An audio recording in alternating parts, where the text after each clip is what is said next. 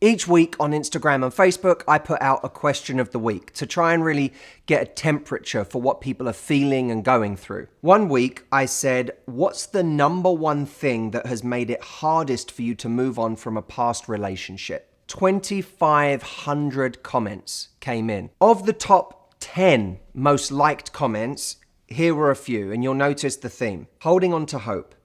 Hope that the person they were before will show up again. Letting go of the dreams we had together that would never see the light of day. It's really hard not to reflect on what was and imagine what could have been. We are at a time of year where it can be particularly painful to be alone. And it can be really painful to be alone when we've lost someone that somewhere in our mind we had as the person we were supposed to be with. That pain can be made even worse if we think that the reason the relationship didn't work was because of something we did. Maybe we were too anxious, maybe we were too insecure, too controlling, too jealous, too stressed. When you feel like that, it's dangerous because now you can torture yourself with guilt, shame, constant self-judgment, self-blame, self-loathing, and that puts you on a loop. And the loop is, if I'd only done it this way, I still would have that person. If I'd only been this way, if I'd only stopped doing that thing, that person would still be in my life. And I am to blame for the fact that I am now alone and missing the person I was supposed to be with. It's a circle. It doesn't go anywhere. It doesn't take you anywhere practical or productive. It doesn't get someone back. It doesn't help you do the work to move on, to be better, to eradicate some of our negative behaviors, to become stronger, more empowered, more confident. It just keeps you exactly where you are, going crazy inside your own mind. I have 3 things that I want to say to you today that I'm hoping can be a pressure valve for those horrible, toxic feelings that keep you in that place. The first thing I want to say is don't assume that if you had only done things differently, that relationship would have been perfect and would have lasted forever. Because that's an assumption. You don't always know the real reasons why someone has decided to break up with you. They give you their reasons, but we can't always take those at face value. They often give us the most convenient reasons, the reasons that are easy for them to say. Meanwhile, we go away thinking that was 100% of why they broke up with us, and we think for the rest of our lives, that's the thing we have to focus on and change.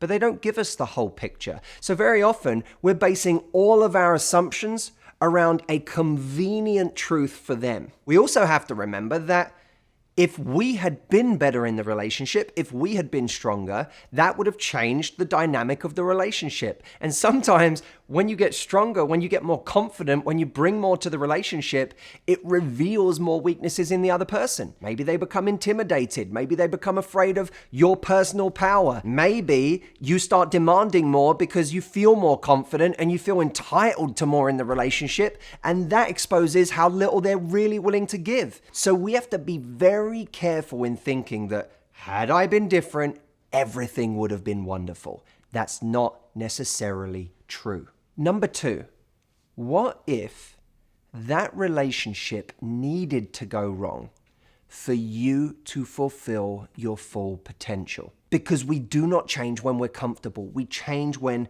we feel genuine stakes, genuine consequences. This relationship, this pain that you're feeling, as difficult as it may be to hear, could be one of the greatest gifts you've ever received. Not just for yourself, but for your future relationship. Because the person you ultimately end up with is going to benefit from this suffering that you're going through now. Because you're going to bring a kinder, more compassionate, more confident you to the table next time if this pain gets you to do the work. And look, before that makes you feel too much like you had to sacrifice this incredible thing in your life in order to get the change that you want, let me make point number 3. There isn't one person who is solely capable of fulfilling the role of the one in your life. there are 7 billion people on this planet. You were fortunate to have met one of the people that you created a deep bond with and a relationship that was good enough that you can grieve over it in this way. But that doesn't mean there aren't many more of them out there. They are waiting for you. And the only way to guarantee that you never experience any of those other lifetimes available to you is to stay in that loop of self-blame and judgment and shame and guilt. Look, there are 2 skills that I see over and over again in people that lead happy and successful lives. And that is not that they avoid pain. Because everyone goes through pain. Everyone goes through suffering. It's that they have this ability to forgive themselves for things that they've done wrong, for weaknesses, for mistakes they've made, and the ability to reframe any situation and turn it into a gift, turn it into something positive. I hope, especially in this holiday season, that you will find time to look back on this year and forgive yourself for the ways that you screwed up this year, the weak moments, the mistakes, and that even if you fucked up this year in a whole bunch of ways, even if you fucked the whole year up, you're able to look back on it and say, you know what, even that's a good thing. That's reframing. Even that's a good thing, because me screwing that up, me making all those mistakes, that's the foundation of what I'm about to do next. That's the motivation for what I'm about to do next. Forgive and reframe. 2 valuable, valuable skills, and they are an art form, and the more we practice it, the better we get.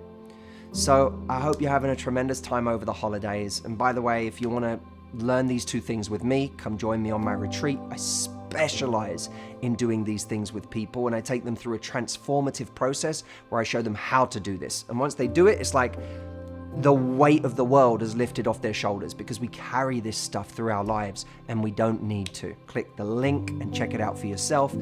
I know that this is a time where we're buying lots of gifts for everyone else, but this will be the greatest gift that you give yourself, because it will transform your life, your confidence, your self-worth, and in the process, it becomes a gift for everyone you know as well.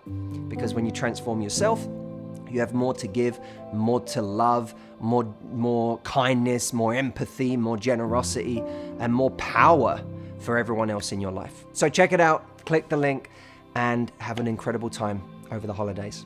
I love you guys. I'll see you next week.